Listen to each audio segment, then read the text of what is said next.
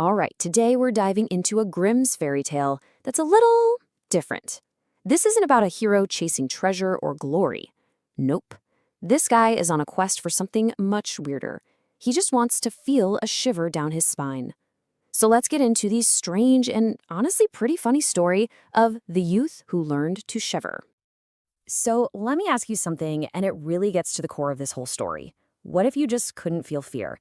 At all. I mean, think about it. No jump scares, horror movies would be boring, nothing that goes bump in the night could ever rattle you. It sounds like a superpower, doesn't it? Well, for our hero, it's actually this frustrating curse that he's just desperate to break.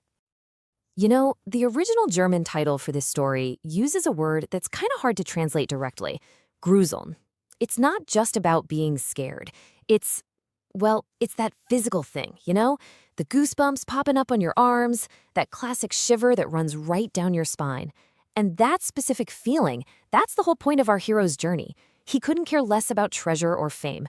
All he wants is to figure out how to grusel. So who is this guy anyway? Well, the story wastes no time setting him up as, let's be honest, the total opposite of what you'd expect from a fairy tale hero. He's one of two brothers, and believe me, they are like night and day. So you've got this classic fairy tale setup, right? The older brother, he's the smart one, the capable one, the hard worker. And then there's the younger brother. And, well, everyone just thinks he's a simpleton, a fool. But it's not because he's incapable. It's more like he's just completely clueless about how the world is supposed to work. And the one thing he wants in life, that's what really throws everyone for a loop. I mean, picture this. Everyone's huddled around a fire, trying to scare each other silly with ghost stories. And our guy? He's just sitting there, totally confused. He's hearing all about ghouls and ghosts and monsters, and he feels absolutely nothing. And this isn't him being brave, you know? He's actually super frustrated by it. It gets so bad that his poor dad, who is just done with having a son whose only goal is to learn a feeling, finally tells him, all right, go out into the world and figure it out yourself. And so he does. Our young man heads out on his quest. But again, he's not looking for his fortune. He's looking for fear. And his first few tries, well, they're a bit of a disaster. And they show us something really important about this story.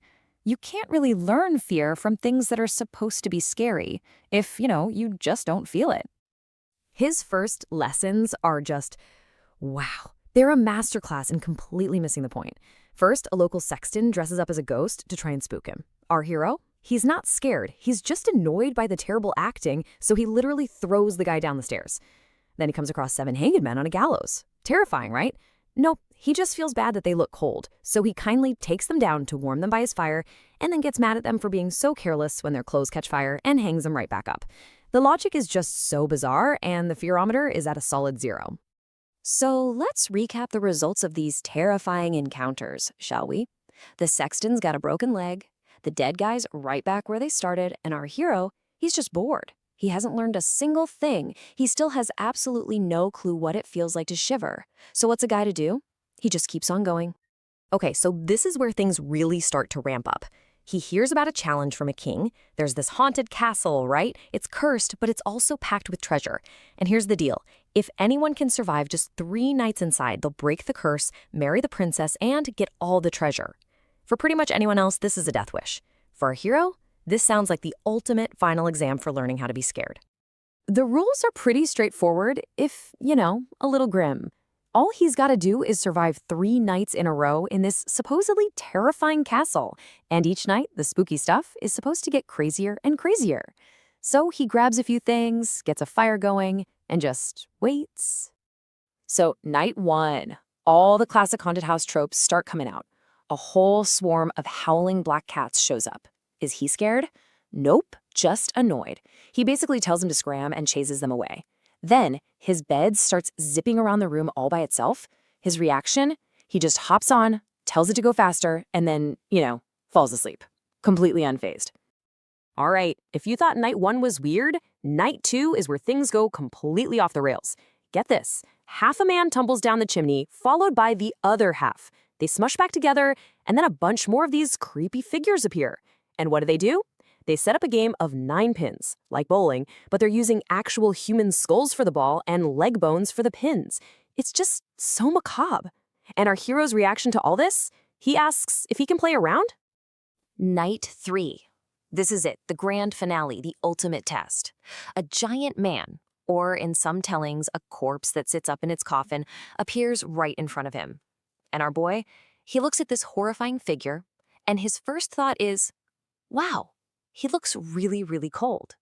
So in this act of just baffling compassion, he picks up the corpse, brings it over to his own bed, and tries to warm it up. With his own body. Just let that sink in. And just like that, with that final, unbelievably strange act, the 3 nights are over. He did it. He survived. The curse on the castle is broken. He's won everything a hero in a fairy tale is supposed to want. Everything except, of course, the one thing he actually set out to find. So yeah, he's a king now. He gets the treasure, he gets the princess, he gets the whole kingdom. He's basically won the fairy tale lottery. But here's the kicker. It wasn't because he was brave. It was because he just completely failed to understand that he was supposed to be scared. He got the hero's prize without ever having the hero's actual journey. But on the inside, it's a total failure.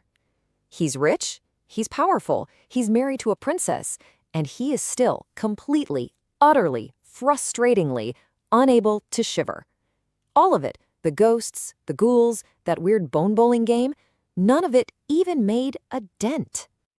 And this right here is the central punchline of the whole story. Even now that he's a king, living in a castle with a princess, all he does is complain to his new wife.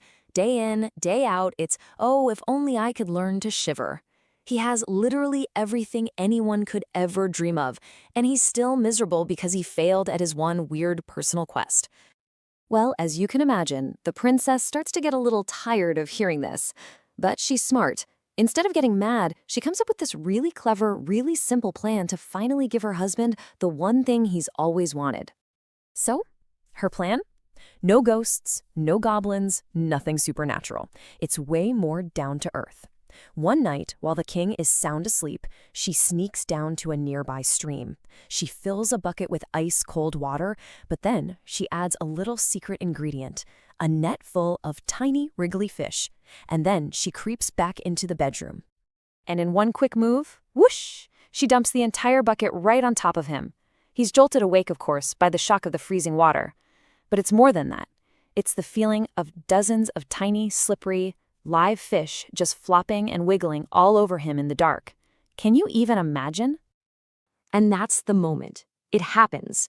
The physical shock, the surprise, that creepy crawly feeling. It finally does what no ghost or ghoul or monster ever could. He leaps out of bed, shaking like a leaf. But he's not terrified. He's triumphant. At long last, his quest is complete. And that's where this wild story leaves us. It's a hilarious ending, but it's also surprisingly deep, isn't it? He faces down ghosts and corpses and becomes a king. That's your classic hero conquering some big psychological threat. But his real win, the one that actually mattered to him, came from a bucket of cold fish. It gave him the physical experience he was chasing the whole time. So it leaves us with this really cool question to chew on. Is fear just a weakness we're supposed to conquer?